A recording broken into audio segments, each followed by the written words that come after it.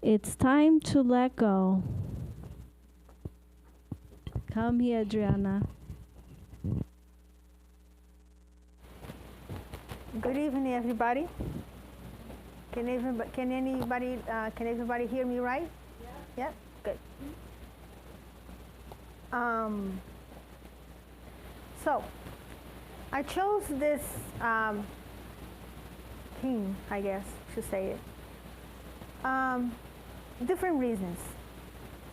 I think in our lives, nowadays, we tend to carry some stuff that doesn't belong to us, and sometimes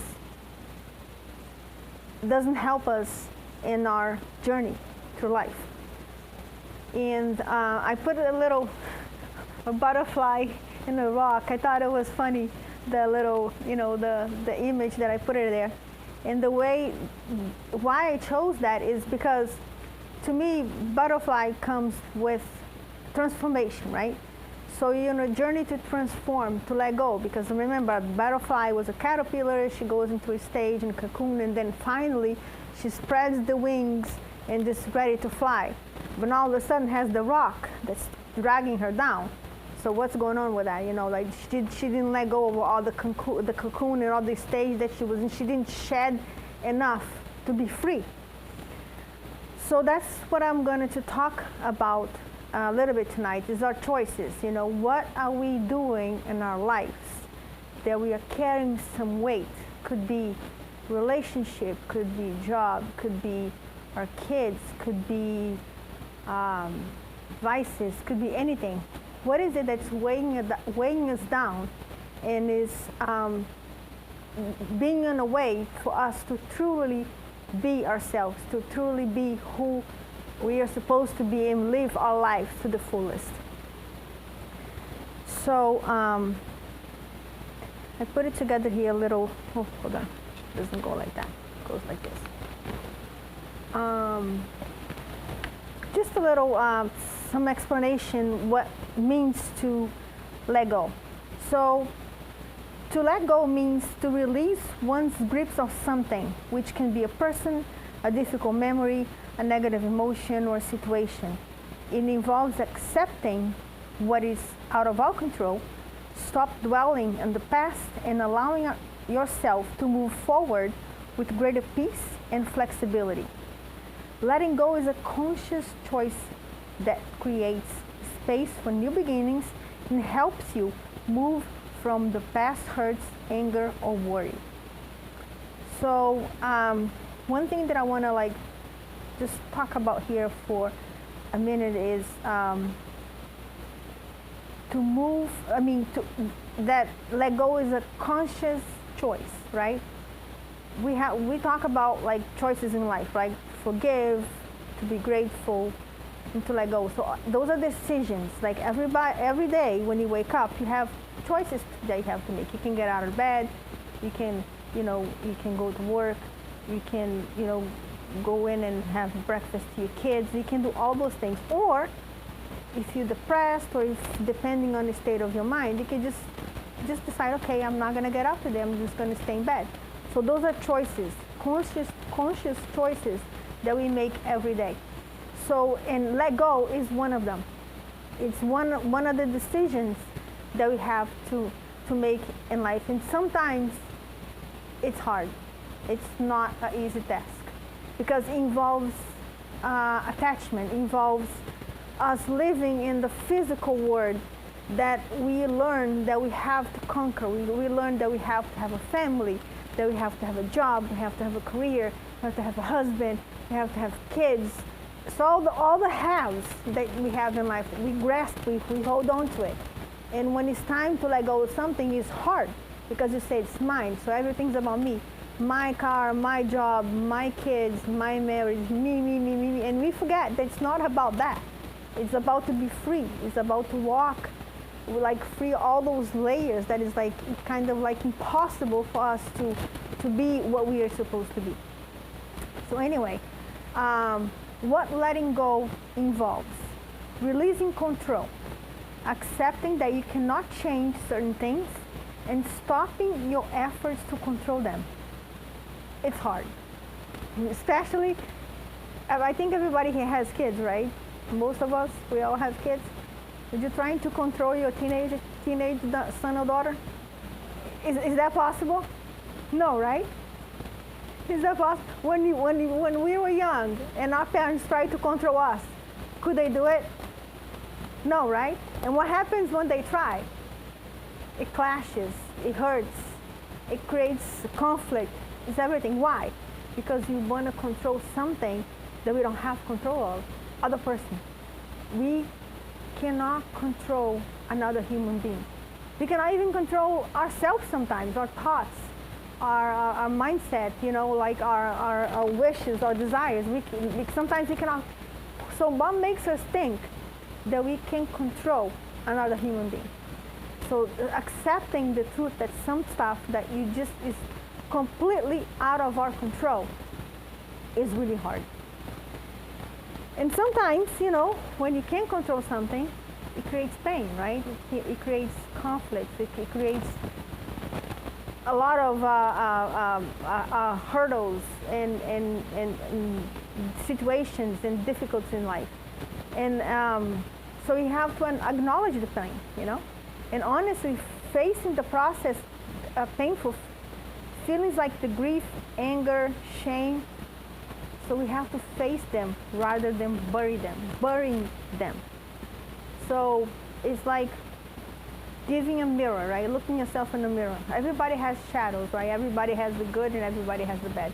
And sometimes, especially us women, you know, we look at your face, oh my God, my eye look twitched, oh my hair, you know, so we look at our imperfections, you know, and sometimes like, okay, I'm just gonna put some makeup on, I'm not gonna look at this, I'm just gonna do X, Y, and Z. So we look for some things to change, for excuse, so we don't face, you know, that we are getting old or we are getting wrinkles. I'm talking about like superficial stuff, so we can understand what I mean, like face the darkness. Sometimes we have to sit with our pain and with our hurt and with the decisions and really look at them, and it hurts. And it's a process, it's a healing. So it's very uncomfortable. So to let go is very uncomfortable because we have to sit with our pain. We have to sit with our hurt. We have to sit with the emptiness and understand, okay, what do I do now? It involves forgiveness, involving releasing resentments toward yourself, to others, and move on from the past. Detach, right? Separating yourself emotionally from negative experience so they can no longer cause you constant pain while being able to remember them without suffering. That's hard. That's really hard, right there. Like when you go through a loss, right? Recently I went through a big loss in my life. So did my kids, so did my mother-in-law, so did my sister-in-law, and so does everybody that knew my husband. So everybody in a way is hurting, right? So when you have to remember the pain, remember the experience, and to the beginning, like not to hurt when you look at a picture, or you look at a memory, or you look at something that brings the image of that person, it hurts. So letting that go, like remember, that's the worst part, like creating a memory, remembers without feeling the pain. It's almost like you have to think about it, okay, let's think about the happy memories. Yes, but the happy memories also brings the painful, like, okay, this person is no longer here, what, you know, so, oh, we did X, Y, and Z together now, we can't be that anymore. So that's the hardest part, what he's talking about here, being able to remember without suffering. It takes time, it takes healing, it takes courage, and it takes strength. And you know, faith. You know, most of us. I mean, I'm a big person when talks about faith. So to have that kind of understanding, it's a process. It's a journey. I put a little slide here, and I'm gonna explain why. When I came to the United States, I was 21 years old. I was born and raised Catholic, and didn't know much about life. And I just decided, hey, I'm going to the United States, create a new life. Goodbye, mom, dad, everybody. See you later. Have a nice life. That was me. So when I decided to come here, this journey, knew nothing about anything. One of my aunts, she already passed away. She gave me this little. It's like a little. Whoever's Brazilian here can relate to that. It's like a little box that contains like a lot of like Bible verses on it, and you can pick. It's like a Chinese cookie fortune for Bible verses. I don't know if anybody knows that. So you pick one, and it gives you a verse of the day, and then it's supposed to be like the word of the day, so you can meditate on it. And she gave it to me, and I was like, oh, you're going on this new journey. Just whenever you feel sad or whatever, just pick a little saying, and that's God's gonna talk to you about through gonna talk to you through those little words. And okay, so she gave it to me, and I picked one, and it says, "Remember Lot's wife." I'm like, what? Wait a minute. Who's Lot? What do you mean? You're supposed to give me comfort? Like, I don't understand. So I put it back, shuffling, and then, okay, maybe I'll give it a try the next morning. So next morning, I picked the same one. I'm like, you gotta be kidding me. What kind of message is that? I don't even know who this guy is. He was talking about the Bible. He was talking about character of the Bible. But back then, I was Catholic. I didn't know much. So I just put it back and forgot about it. Times went by. Lots of things happened. And then one day I was like sad. I'm like, oh, and I was like, oh, I'm gonna pick that little saying again. Let's say maybe God has a message for me. Pick it, same exactly thing. I'm like, no. Remember Lot's wife. Lot. And I'm like, who the hell is Lot? What does his wife have to do with my life? Right? So then, came to find out that Lot he was cousins with Jacob. So when God, back then, that's on a Genesis, by the way, in the Bible. He divided the land, and he says, you go this way and you go that way. So he conquered all of these lands, and he ended up in Sodom and Gomorrah. So that city back then, it was like filled with stuff that, represents like all that's bad in the world. So one day, actually I'm going to go to the next slide because I put it backwards. So one day, God sent an angels to Lot and say, hey, you know what? Pick up your wife, your kids, get out of the city because I'm going to destroy everything. And here, I just put this Genesis chapter 19. If anybody cares to read it, and the Bible is in the Genesis chapter 19. So when he decided to, when that happens, Lot, he was not believing. He was like, what are you talking about? This is a great city. This is, that's people here. That's millions of, what do you mean you're going to destroy this? What's going on? He was like, and he tried to negotiate it with the angels. He was like, no, can we do this? And the angels like, no. Pick up your kids, pick up your wife, nobody, get out of the city because we're going to destroy everything. Do not look back. So the conversation went on, and then finally he decided to get his wife, get everybody else, and flee.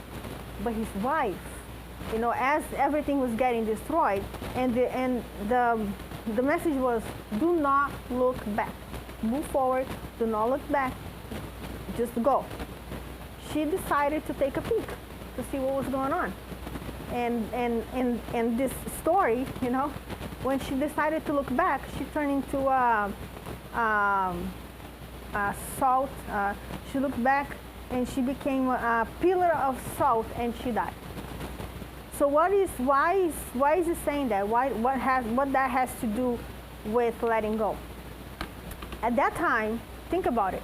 You have a job, you have a city, you have like something that you control, you're a big wig, or you have all these things, you have a family, you have and then God says, pick up and go and don't look back. What do? You just go? What are you supposed to do? You're supposed to let go. That's what this is all about. Like most of people, when they talk about this, they talk about disobedience. I don't see it as a disobedience. I see it as an inability of letting go, an inability of just saying, okay, I'm going to let go of everything. I'm just going to shed everything. I'm just going to go and follow these directions and step into the unknown. So for me, back then, that was the message. Don't look back. Because, see, when we came, when any immigrant, you know, like when you come, no matter how old or young you come here for a reason. It's to better your life or help your parents or do whatever you want to do. But we always look back. Oh, Brazil is better. Oh, Brazil has this. Oh, Brazil has more food than U.S. So you kind of like, it's kind of like driving in a car, but looking in the mirror in the back, so you don't have a clear vision. So anytime you can crash, because you're supposed to look forward, right, when you're driving, but you have to look sometimes back to have, you know, see if somebody's behind you and you're gonna turn. But the majority of the time, you're supposed to look forward, not back. So that was the message back then, because for the longest time, I was here. I wanted to create this life. I wanted to do all these little things, but I was looking at the back mirror. I was not seeing the big pictures because I was too attached to my past.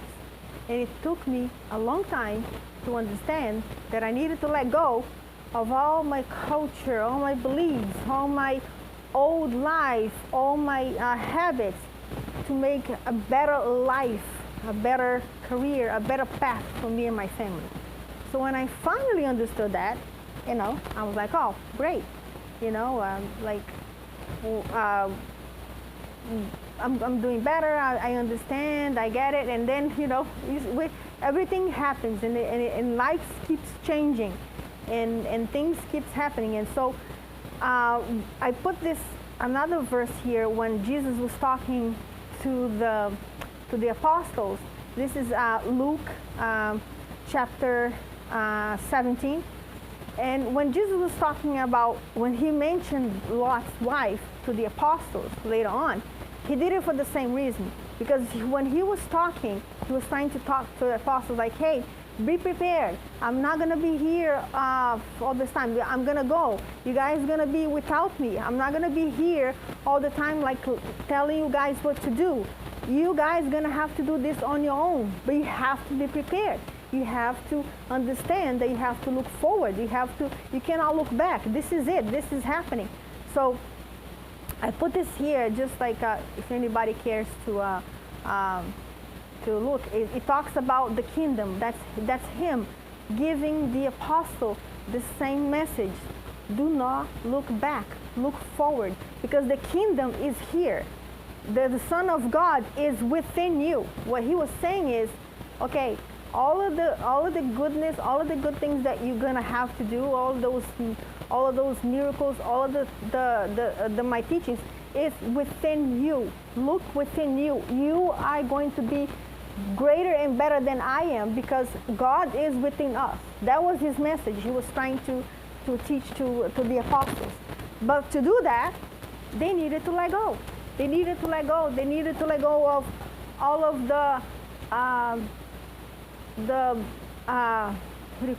all of the lives, you know, what he was asking for them is to build a kingdom, but a kingdom greater than just religion, than just money, politics. He's like, look within you. When you look within you and understand that the kingdom of God is within you, you're gonna be free. You're gonna be able to do what I do, because what he was trying to teach them is for them to be like him. So it's a lot. So anyway, okay. So I put this slide here. See the rope, you know, and say sometimes holding on does more damage than letting go. Sometimes we hold so tightly, we hold so much into things that doesn't, I wouldn't say belong to us, but we are attached to, that it damages us. And the more that you grip, the more you're trying to take control, the more you try to get a hold of it, it hurts. So if we are able to slowly like open our hands, it's like somebody was trying to give us a gift, right? And we have an old cup in your hand, and the person's like, oh, but I have this brand new crystal cup set that I want to give it to you, but I'm here holding on to a broken piece of glass that I don't want to let go of it. So how am I going to receive what life is presenting to me if my hands are busy holding something that no longer serves me and is actually hurting me, is actually making me unable to see the future? Because like, see, sometimes when you're facing life decisions of letting go and moving forward, you say, okay, I let go and move forward, so now what? Now what? Now what? I'm gonna like step into this big black hole that I don't know nothing about it. It's very uncomfortable. It's like sometimes, you know, we pray and we ask God, the universe, whoever you pray to, God, I really need to get out of this. I really need to get out of this situation. This is hurting me. I can't do this anymore. I can't do this job. I can't manage my kids. I cannot handle my marriage. I'm a mess.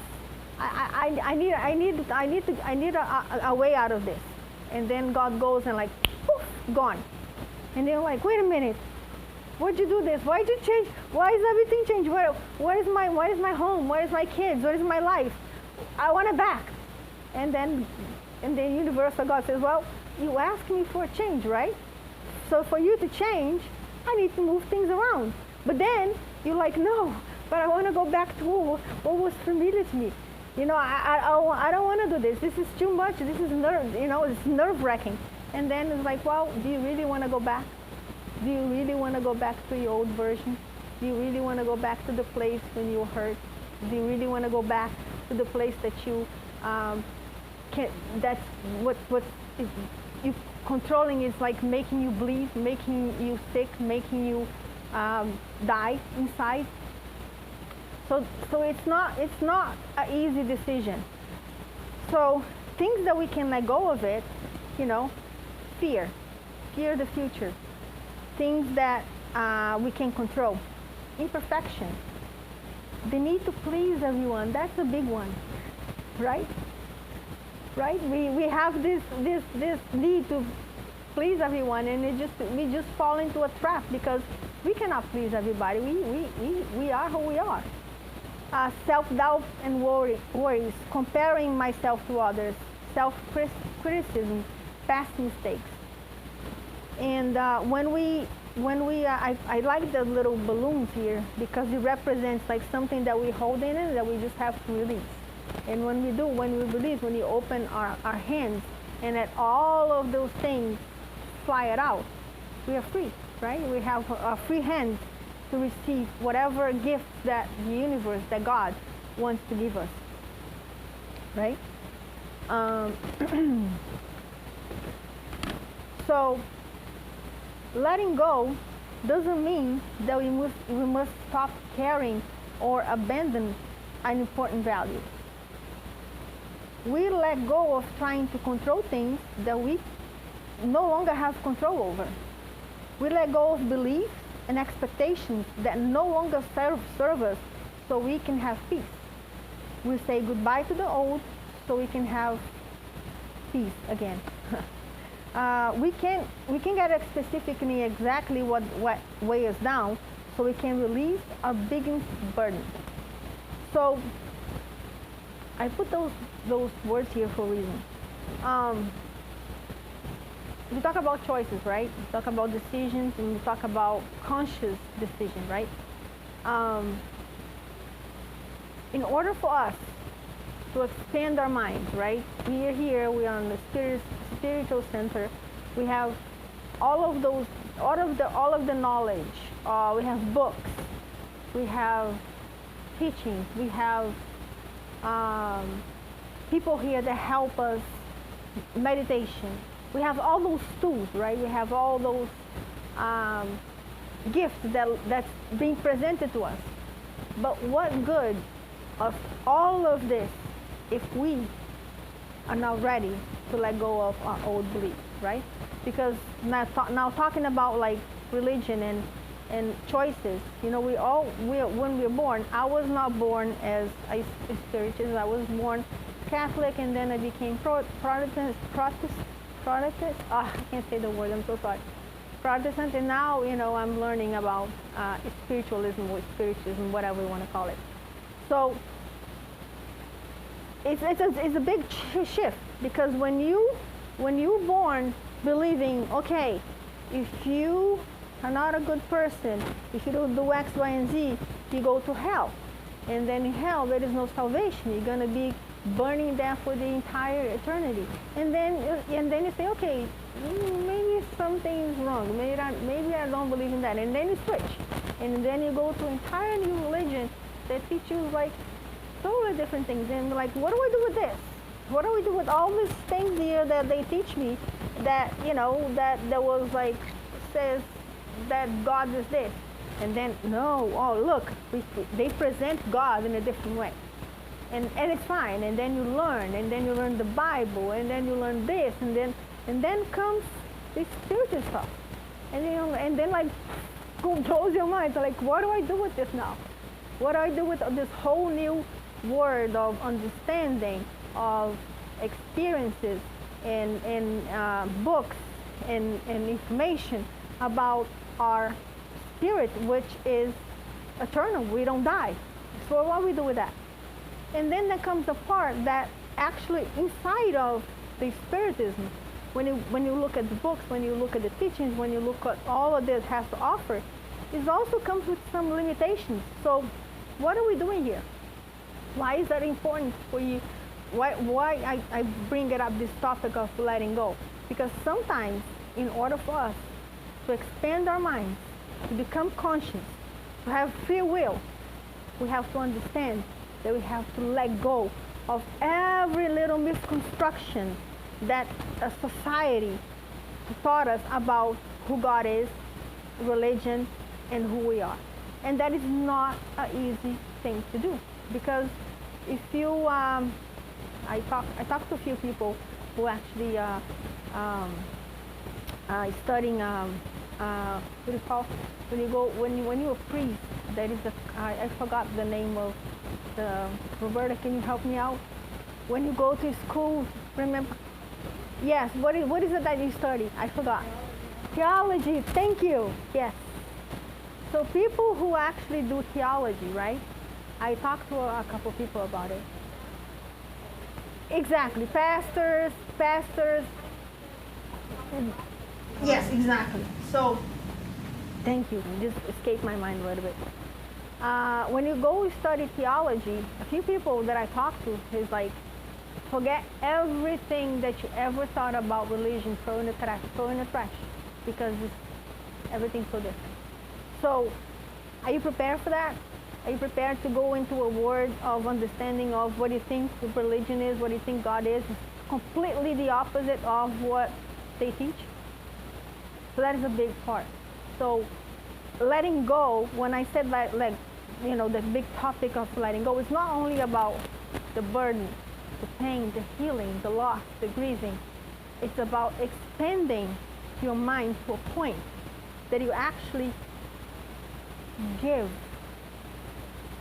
let go, like give control, like let go of your hands, like free yourself from all of those thoughts, from all the belief system that you have. So it's actually way bigger and broader than we expect. Because for us to really understand what is to be free, we have to shed a lot of layers of ourselves that we are not prepared to. It's just like, you know, I mentioned earlier, like looking in the mirror, and you're gonna see, okay, what I do not like about myself, but I have to face it, and I cannot change it, right? Because today you can do little tweaks in here, but what if we can't change, right? What if what we look in the mirror, that's something that we cannot control, we cannot change. We cannot change the fact, right? We cannot change what happened. We cannot change the situation. We cannot go back to that. And when we face the shadows of ourselves, when we face the reality, when we face the truth, and we sit with it, and then your reality changes, your perspective changes, right?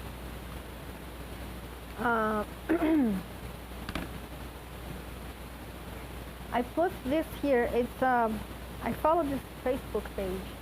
I don't know who that guy is. I tried to Google him to see, because they have a lot of poems, a lot of stuff that he writes. I don't know that he has any books. All I know, he has like wonderful meaning sayings, and I copied this and I put it here because I thought it was beautiful, and it kind of like explains and says in his words what I'm trying to say it tonight.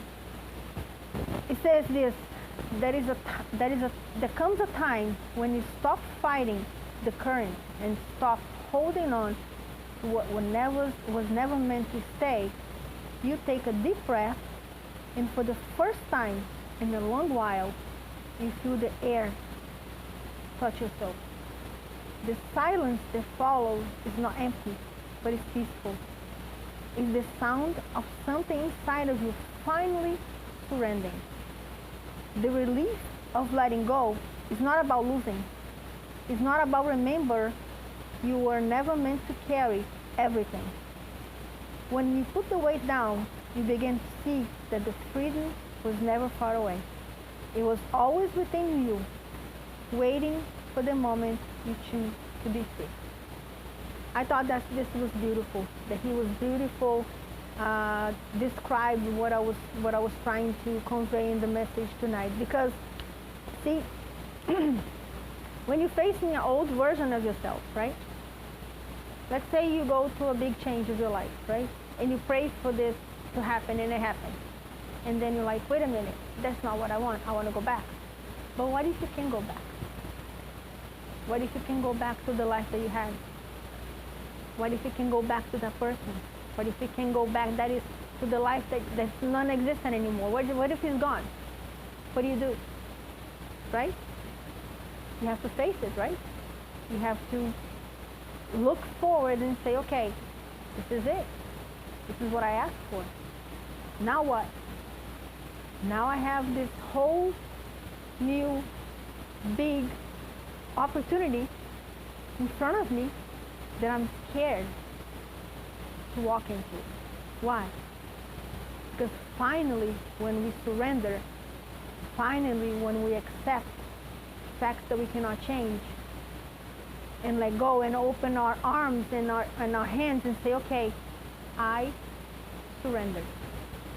And I thought about it, was like what it meant to surrender, you know?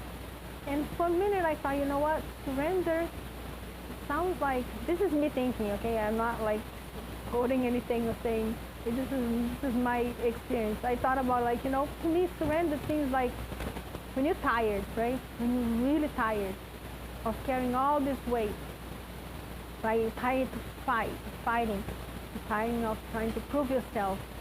And you're so tired, then you're just like, you know what? It's not giving up. And you're finding, like, you know what? This is not for me to carry. And that is something that Jesus says in the Bible. He says, come to me, all of those who are weary and weak, because my yoke is easy and my burden is lighter, something like that. I forgot this. It just skipped my mind. But he does that. He does that. He says to you, he says to us, come to me. Give it to me. Surrender to me. Surrender to me. See, what do you think is heavy? What do you think is impossible? What do you think it hurts? I can show you the way to be free. And that way to be free is surrender. So when I think about surrender, I think about, you know, like, let's say you can be God, the universe, whatever you believe. Let's say you can be face to face to it one day and say, you know what? I surrender. I just give. It's not giving up. It's freeing yourself. It's giving in. It's releasing control and trust. And trust the process. Trust that the path ahead of you is already paved. You only have to step on it. It actually kind of reminds me when Peter, that is the passage in the Bible when Peter, when they're like in the storm, and there was this heavy storm, and all the apostles, they're like freaking out, right? Oh, what are we gonna do? This big storm, we have to go to the other side, and the waves are crashing in, and then everybody looks at the boat, and Jesus was sleeping. And then the apostles like, how in the hell he's just sleeping? Like, we're all gonna die here. Everybody's freaking out, And Jesus was just like sleeping through the storm, like nothing was bothering him. And then all of a sudden, like on the boat, Peter, they see he's in the water. So when he asked, everybody was like, we think he was drowning. And then he says, Peter. And Peter falls in the water, and when he says, like, come to me. So at the moment that he's trying to step in, he looks at Jesus, and he steps into the water, and he sees the waves, he sinks. Why he sinks? Because he was not looking at him. Jesus says to him all the time when he was trying to get out of the boat, Jesus says, Peter, look at me. Look at me. Don't look at the waves. Don't look at the sea. Don't look at everybody freaking out. Look at me. Peter did. So he took the first step, and he seems like almost he was going to walk through the water, and then as soon as he realized what was going on, he sank. So Jesus, of course, he brought it up. But my point is, to this conversation is, sometimes when God, when life, when the universe, whatever you want to call it, however you want to believe it, tells you, gives you a chance to say, look at me. Look what's in front of you. Not behind, not the noise, not the wave. Look at me. Trust the process. You are capable of this. You asked for this. This is your life. This is your moment. This is your truth. This is who you are. You are never meant to be carrying all those burdens. You're never meant to carry all the weight. You're never meant to carry anything that's not yours. You are meant to be you. You are meant to find the goodness within you, because sometimes we look so much for the answers outside that we forgot to look inward, because everything's already in here, because everything's already taught to us. We just have to trust the process. We have to look forward, sometimes in the mirror if you have to, and it says, look at me, look at me, surrender to me, and you will be okay. And sometimes letting go, it's not easy. It is the toughest thing that we can do, because we as individuals, we never learn. We always learn that we have to have control of the situation when we actually don't.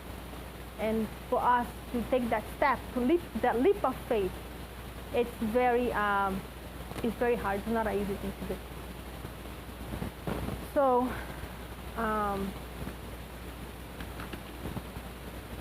I put this as a closing statement because to me, sharing experiences, right? And this lecture is not about me, my personal life, anything like that. But sometimes when we share our experiences, our burdens, our hurts, like sometimes it will reach out the person that's going through exactly the same situation that you are going through. Because I see when you go through a loss of a loved one, right? And you go I went to the support group when I lost my husband, and I was in such pain. I was going through this worst time of my life. And then when I realized on the support group, and I was looking all these people, all this message, all these women who also lost a husband. They lost a son. They lost a mom or a dad. And some of the similarity of the situation, in my case, for instance, because I was grieving my husband, I was like, wait a minute, I'm not the only one who lost a husband all of a sudden. All these people, all these women, all of these individuals are going through the exactly same pain that I'm going. So why I'm here sitting that, poor me, I'm the only, I'm like. So because it happens. It's part of the grieving process. But why did I share this? Because like sometimes you have to understand that pain is pain. My pain is no bigger than nobody else's pain because everybody goes through something in life. It doesn't matter how, it doesn't matter what it is. It's the pain, it's the burden, it could be a loss, it could be you're struggling with addiction, or you're struggling with your kids, or in your marriage. It doesn't matter. Pain is pain. So my pain, my hurt, is not bigger than anybody else's. So that's a lesson that I learned. In letting go of the pain, it doesn't mean that I have to forget. It doesn't mean that you have to forget the person. No, it's not what it is. It's just to be free of your mind and your space and your life, to give peace, to give space to the new. So I'm going to close with this phrase here that I put here. So today, I embrace the memory of my past and feel grateful for all that life has given me. I acknowledge that I did the best that I could at the time, and now I'm ready to let go. I clear my future road ahead for the miracles and happiness to come. Thank you all.